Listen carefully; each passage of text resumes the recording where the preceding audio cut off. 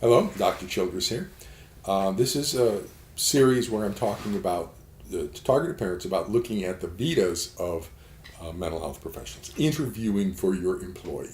And they are your employee. I know they don't think so. I know they're arrogant. I know they're narcissistic. I know I got all that. We're trying to work on that. But in the meantime, you as a parent have to understand that for me as a clinical psychologist, that within clinical psychology, the attitude is you are the boss, we work for you. Okay? That's within autism, ADHD, oppositional defiance, school problems, everywhere else in clinical psychology. Every psychologist understands we work for you. You are the client, we work for you. Now, forensic psychology, they're arrogant. They got, okay. So, how do you interview for your employee? If you work in a business and you're hiring a secretary, how do you interview for the secretary? You look at their Vita, send me your resume. Duh. Okay. So do the same thing. So when you first meet with a psychologist or MFT or whoever, ask for their Vita.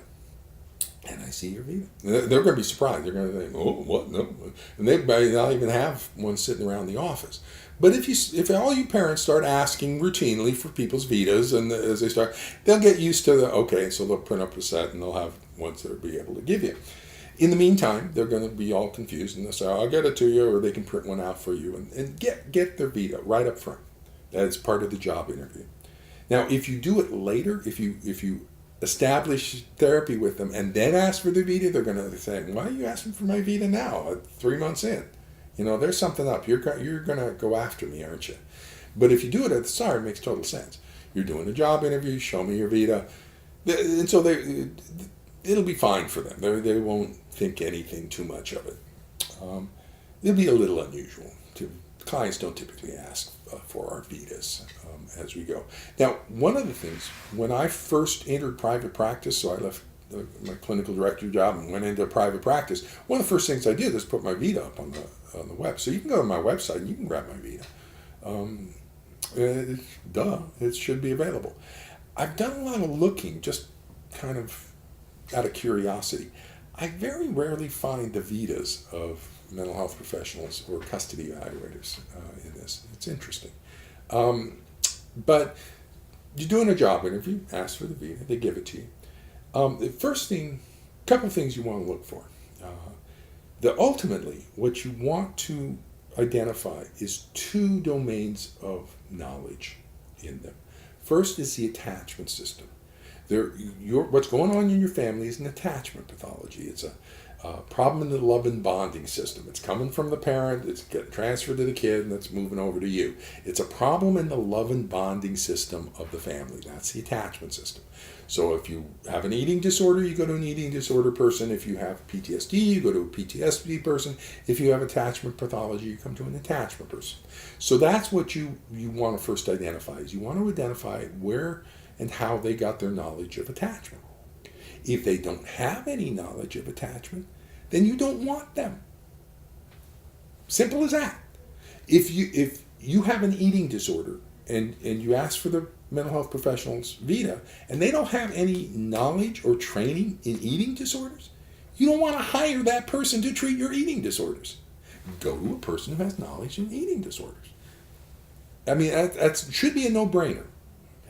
So the first thing we're looking for is an attachment pathology. We're looking for background in the attachment system. The second thing we're looking for is background in family systems therapy. There's 4 primary schools of psychotherapy. There's psychoanalytic, think Freud and the couch.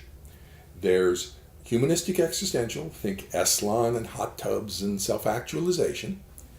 There's cognitive behavioral, think rat labs and B.F. Skinner and reinforcement and punishment schedules of rats in the laboratory. That's behaviorism.